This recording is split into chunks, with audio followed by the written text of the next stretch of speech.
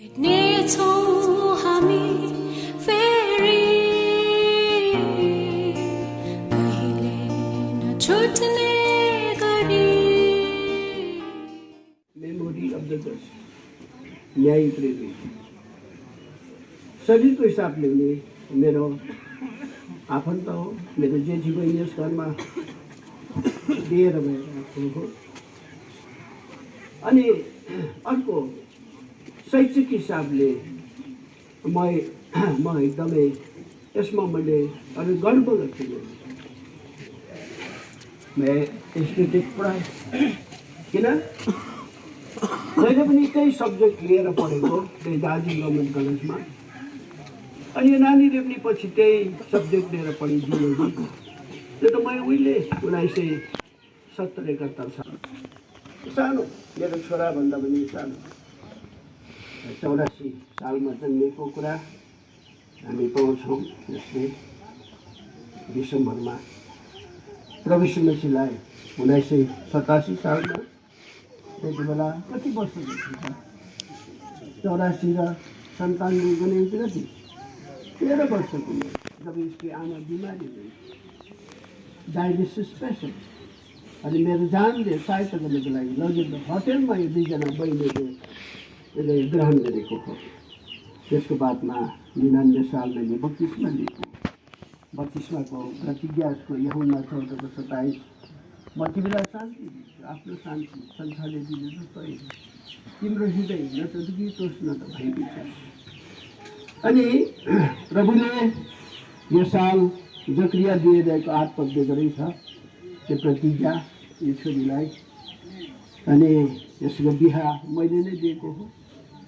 के कसो बिहा होइन दिदी डिके भाइले दिएको, जे होस् म त्यति बेला थिइनँ। अनि अस्ति यसको अपरेसन हुनु गर्दाखेरि मलाई फोन गरिबस्यो, मामा आइदिनुपर्छ। मैले भने हेर म साह्रो थाकेको छु, म आउँदिनँ ल। आई मिस यु मामा भनेर भने। 21 तारिक 22 तारिक मलाई चयन भएन। म बिहानै उठेर, आज भोन सर आउनु भएन होला, भोन सर र म गएँ। जाने साथ तयारी भइसकेको रहेछ। आँखाभर आँसु गरेर मलाई पुलुक्कै मामा सरप्राइज दिनुभयो, तपाईँ आउनुहुन्न भनेर। किन रुको तिमी? मेरो दुःखको आँसु होइन, खुसीको आँसु। तपाईँ आउनु। त्यहाँदेखि मैले यसलाई भेट्नु पाइनँ। मैले आज कसैले फोन गर्न सकिनँ। मैले के शब्द दिएर मैले सान्त्वना दिन सक्दिनँ। न त बुवाईलाई, न त उसको बाबुलाई, उसको दिदीलाई, उसको फेरि सन्तानलाई मैले फोन गरेँ। मेरो मनमा यति नै भयो, एकपल्ट अनार्स हेर्न पाउँछ।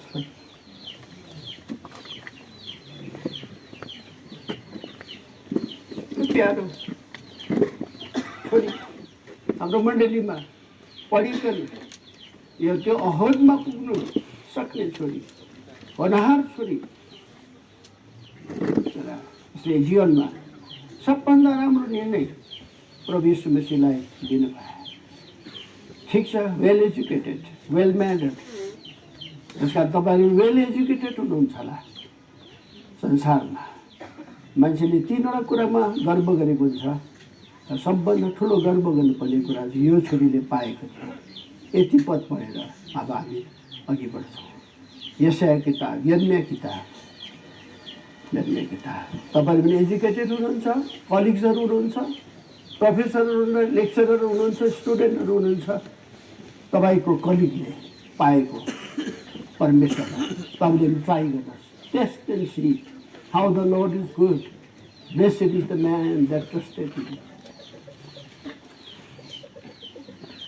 यर्मिया किताब 9 अध्याय,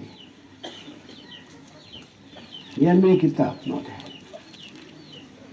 यहाँ हाम्रो विनविताको कुरा होइन। प्र्याक्टिस साइन्समा 2टा कुरा हुन्छ, थ्योरी एन्ड प्र्याक्टिकल। यो प्र्याक्टिकल हामीले प्र्याक्टिस गरेको लाइफमा अनि हामीले पायौँ। हामी जान्दछौँ प्रभु यीशुपछि पक्का परमेश्वर, पक्का शान्तिदाता, पक्का हाम्रो जिन्दगीलाई परिवर्तन गर्ने परमेश्वर हो। यसमा केही फरक पर्दैन। यर्मिया किताब हो 9 अध्याय हो 23-25 पढिदिनुहोस् तयारी गरेर। उठेर प्लिज, उठेर एकदमै उठेर प्लिज, उठेर। परमप्रभु भन्नुहुन्छ, ज्ञानी मानिसले आफ्नो ज्ञानमा घमण्ड नगरोस्। ज्ञानी मान्छेले आफ्नो ज्ञानमा घमण्ड नगरोस्। बलियो मानिसले आफ्नो बलमा घमण्ड नगरोस्। धनी मानिसले आफ्नो धनमा घमण्ड नगरोस्। तर जसले घमण्ड गर्छ यसो भनेर घमण्ड गरोस्, म परमप्रभुलाई बुझ्दछु, चिन्दछु, औ उहाँ नै परमप्रभु हुनुहुन्छ जसले पृथ्वीमा दया, इन्साफ, धार्मिकताको व्यवहार गर्नुहुन्छ। मान्छेले तीनवटा कुरामा घमण्ड गर्छ। एउटा चाहिँ केमा अरे भन्दैछ, केमा घमण्ड नगरोस्? पहिला ज्ञानमा। एउटा ज्ञानी मान्छेको कुरामा गर्छु। तिनी चाहिँ Nobel prize winner great American novelist Ernest Hemingway, who won aeroplanes, married and divorced 4 times, escaped plane crash unharmed twice, but one day shot himself dead. Ernest Hemingway, Old Man of the Sea, संसारले सबभन्दा ठुलो उपाधि दियो तपाईँलाई। के दियो? Nobel prize. आफ्नै हवाईजहाज 4 पटक बिहा गरेको विच्छेद र एक दिन आफैले सुट गरेर मारे। किन? के नोबेल प्राइजले शान्ति पायो? उसको हवाईजहाजले शान्ति दियो? नो, उसले सुसाइड गर्यो। अर्को व्यक्ति Marilyn Monroe, Norma Jean, age 36, the Hollywood beauty of silver screen, committed suicide after becoming fed up with life in 1962. यति सुन्दरी आज पनि उसको शालिगहरू, उसको स्ट्याचुहरू बनेको छ। तपाईँ जापानमा जानु पाउनुहुन्छ, जहाँ जानु पाउनु सक्नुहुन्छ। मान्छेले यतिकै नक्सा झुकेर खिच्छ अहिलेसम्म पनि। तर जब योदेखि म वृद्ध हुँदैछु, मबाट राम्रीहरू निस्के। मेरो के ब्ल्याक डोज खायो, खतम। के यति सुन्दरताले उसलाई शान्ति दियो? दिएन। अर्को एउटा मान्छेको म कुरा गर्दछु। Rock guitarist gym Hendrix had such a life, indulging in grace, drugs, behaving outrageously on and off the stage. At the end of concert in 1970, Jimi Hendrix smashed his guitar, which made the screaming audience with their frenzied applause to suddenly stop. Jimmy fell on his knees and remained in that posture until he broke the silence with an impassioned plea. If anyone know the real peace, I want to visit you backstage. But apparently none is responded his humble, sincere, startling, pleading. Several days later, he died of drugs overdose. His real peace eluded Jimi Hendrix. 1960 सम्म बिटल्सले मान्छेले group उखाल्यो। 70 सालमा जिमी हेन्ड्रिक्सले मान्छेलाई जवानहरूलाई बुरुक चाल्यो। तर याद गर्नुहोस्, स्टेजमा उसले त्यो गिटार फ्याँकिदियो, भित्ताएर फ्याँक्यो। त्यति बेला भन्छ, कोही छ यहाँ शान्ति पाउने, म तपाईँलाई ब्याक म भेट्न चाहन्छु। कोही पनि आएन। केही दिन बाद ओभरडोज खाएर मर्यो। अहिले त्यस्तो सेलिब्रिटिजहरू कति मर्दैछ। तपाईँहरू पनि आज हाइली एजुकेटेड हुनुहुन्छ होला, ठुल्ठुलो पोजिसनमा हुनुहुन्छ होला, धनीहरू हुनुहुन्छ होला, यो तपाईँकोमा रियल पिस छ। तर यो छोरीकोमा रियल पिस। मैले त्यो दिन त माया गरेँ। मैले यसो गरेँ, भान्जी नरु किन रुख, म मामा आएछु, मलाई माया गर्छु। म बिमार हुँदाखेरि मामा म तपाईँलाई के पठाइदिन्छु, पर्दैन मलाई पर्दैन, होइन मलाई ब्याङ्क एकाउन्ट पठाउनुहोस् न, म पठाइदिन्छु, 5000 आजै पठाइदिन्छु।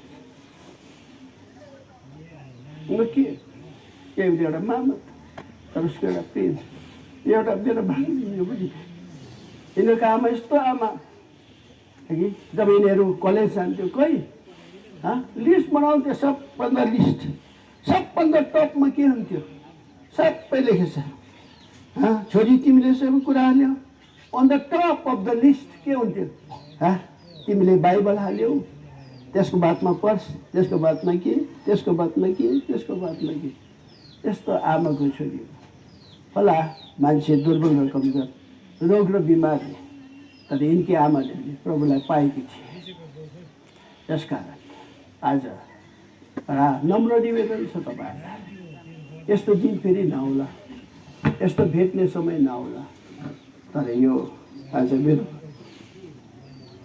प्यारो भाइ जसमा म गर्व मैले पढेको सन्ति त्यसले पढ्यो यो लेक्चरर भयो खुसी लाग्थ्यो उसको मैले कहिले यसो दाम काटिदिन्थेँ म्याम किन मेरो बिहा म फोन गरेँ यसले पो गर्छ तर आज कहाँ गएको छ मलाई थाहा छ ऊ त्यो ठाउँमा गएको छ जहाँ भन्छ म तिम्रो लागि घर तयारी गरिरहेको छु तिम्रो घर तयारी गरेँ म लिएर आउँछु प्रभुले उसको लागि घर तयारी गरेको थियो यो घर उसलाई चाहिएन अब लोधमाको घर चाहिएन अझ उनीहरूले मेहनत गरेर सहर बजारतिर एउटा बिल्डिङ खराउँथ्यो होला तर परमेश्वरको इच्छा गर्दैन कति यस्तो संसारमा उठ्नुभन्दा मैले बनाएको घर बेस्ट छ जाउँ उसको प्यारो छोरालाई पनि छोडेर गयो छोराएँ होइन छोराएँ एक दिन तपाईँ र मैले पनि छोडेर जानुहुन्छ के तपाईँ त्यो घरमा जानु चाहनुहुन्छ त्यो घर जो प्रभु यीशु मसीहले तयारी गरेको छ त्यसका हाम्रो धेरै प्रियहरू त्यो घरमा गए धेरै प्रियहरू गए हामी पनि जानु छ are you sure that you go to heaven make sure that you not miss that place पढिदिनुहोस् तरिका यूहन्ना किताब 14 अध्याय मतुरे तपाईँलाई धन्यवाद छ प्रार्थनाको उत्तरमा हामी यसरी काठमाडौँबाट यति छिट्टै जहिले पनि लेट हुन्थ्यो प्लेन तर आज लेट भएन अनि प्रभुको दयाले भाइ सुरजले गाडी किनेको रहेछ सिधै पशुपतिमा ल्याइदियो त्यसले गर्दा हामी छिटो छिटो भाइ 1 घन्टा अघि नै आएर बसिदिएको रहेछ र हामी यसरी आउन पायौँ यूहन्ना किताब 14 अध्याय यूहन्ना किताब 14 अध्याय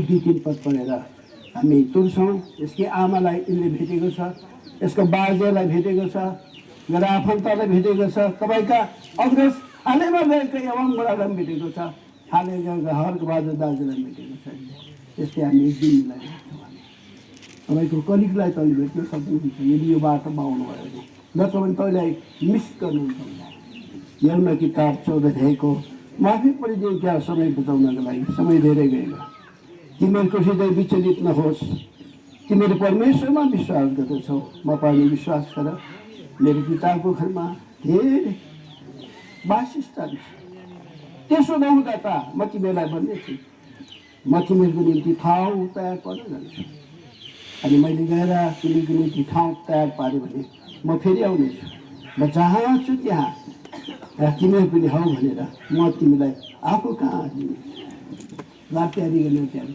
तर अब यो प्रभु यीशु मसीह मरिकन गाडीकन बौरी उठेर स्वर्ग जानुभयो यत्रो वर्ष भयो कहिले आउँछ कहिले आउँछ कहिले आउँछ भने बाटो अब पक्कै आउनुहुन्छ पहिला चाहिँ मुक्तिदाता भएर आउनुभयो अब चाहिँ न्यायीकर्ता भएर आउनुहुन्छ अहिले तपाईँले सुन्नुहुँदैछ होला लेटेस्ट न्युज हगि कोरोना भाइरस फेरि रिभाइभ हुँदैछ रसियामा अहिले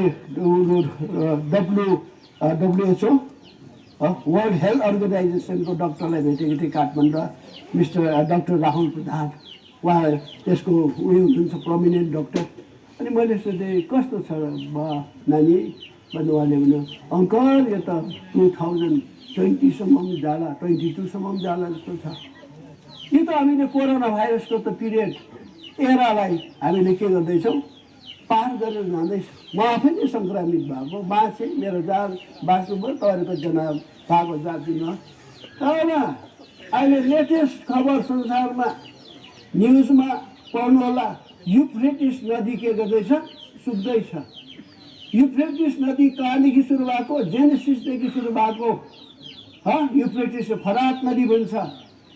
एक के अरे यदि मैले एक्ज्याक्टली त्यो बताउन सकिनँ भने 2000 या 2000 यस 2800 किलोमिटरमा त्यति लामो त्यो छ नदी।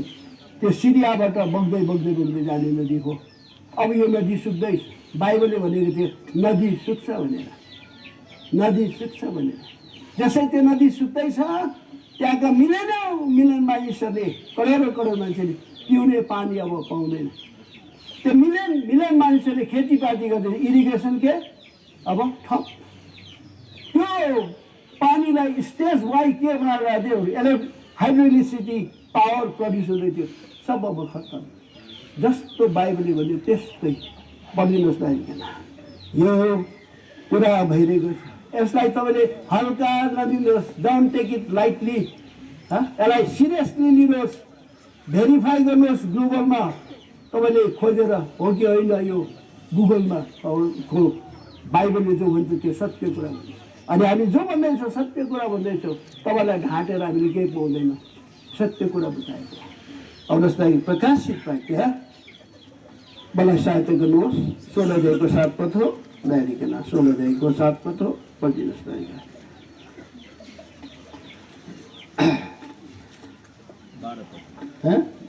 16 अध्यायको 7 के गरियो? 12 पद प्लिज, प्लिज छिटो। छैटौँले आफ्नो कचौरा ठुलो नदी अर्थात् युफ्रेटिसमा खन्याए। अब पूर्वपट्टिबाट आउने राजाहरूको बाटो तयार होस् भनेर त्यसको पानी सुकिहाल्यो।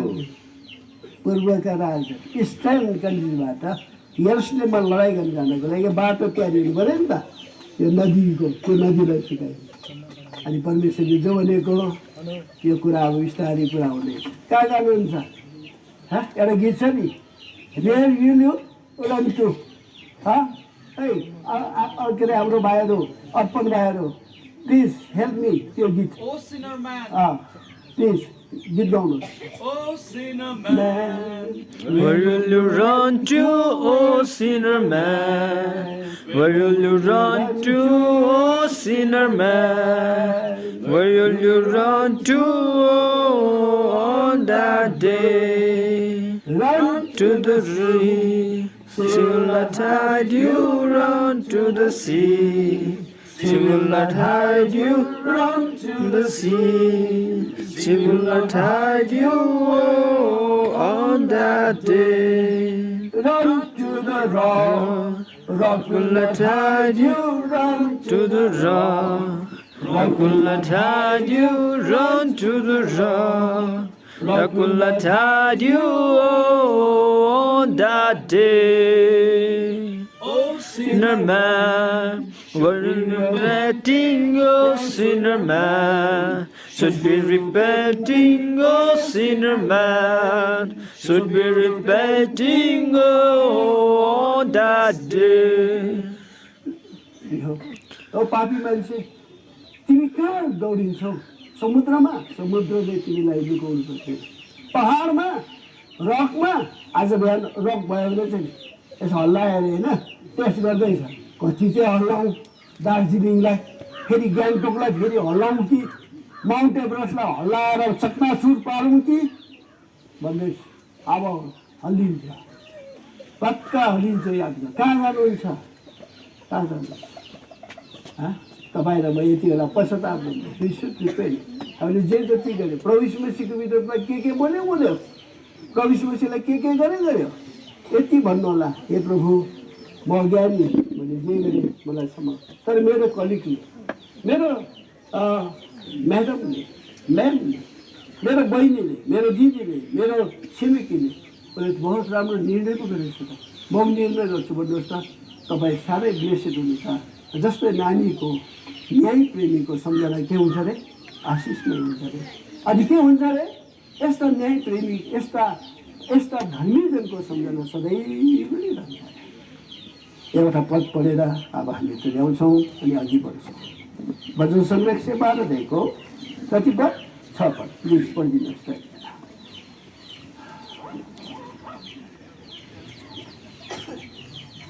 किनभने त्यो कहिले डगमगाउने छैन। कहिले डगमगाउने छैन। परमात्मा सदा सर्वदै सम्झनामा रहिरहन्छ।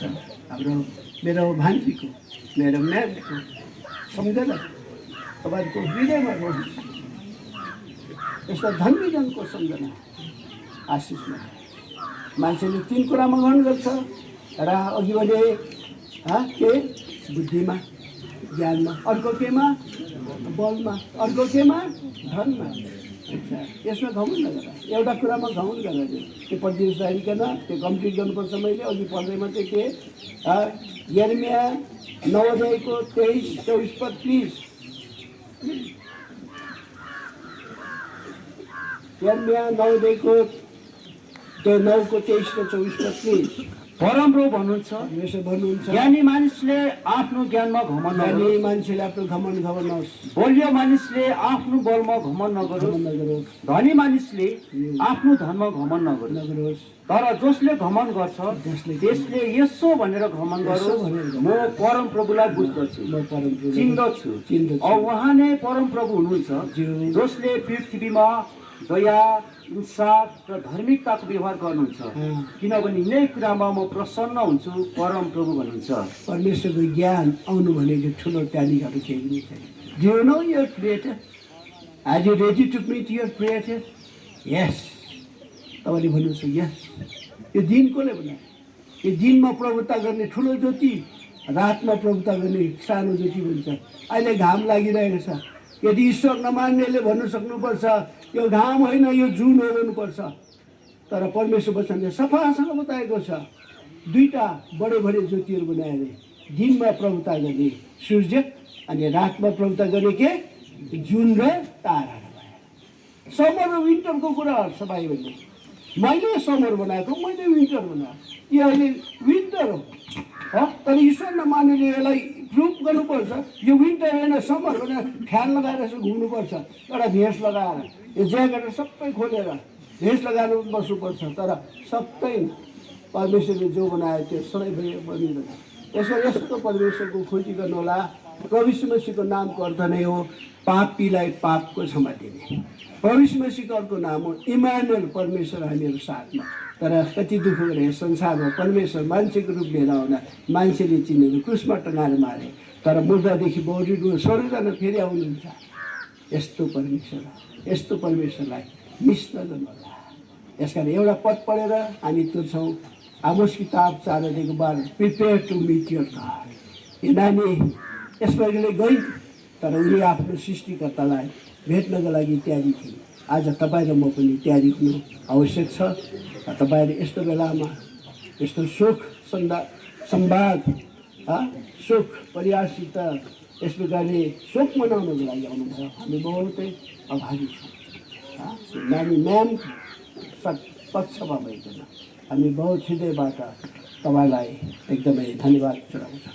पढिदिनुहोस् त्यति। हे इजरायलीहरू, इजरायली अर्थात् मानिस जाति हो, म तिमीहरूसित यसो गर्नेछु किनभने म यसो गर्ने नै छु। यसकारण हे इजरायलीहरू, तिमीहरूका परमेश्वरसित भेट गर्न तिमीहरू सधैँ तयार भइरहौ। के तपाईँ तयारी हुनुहुन्छ? यो नानी तयारी थियो परमेश्वरमा 7को 12 अघि जस्तो कति उज्यालो अनुहार मैले अस्ति देख्दै सत्य परेको थियो। अरे त्यो त्यस्तो बेलामा यस्तो ब्राइट मैले भने छोरी एकदम मान्छे म खुसी छु। एकदम मैले प्रार्थना गरिरहेको र आज यस्तो हुन्छ भने मैले कसरी सोचेको थिएँ। र प्रभुको इच्छा हो स्वीकार गर्नुपर्छ। प्रभुले यो छोटो विचारमा आशीष दिएको।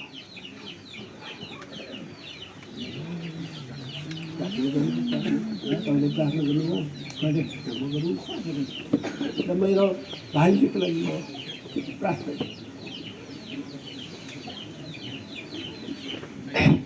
मेरो कृपा हाम्रो कृपामै परमेश्वर धन्यवाद छ।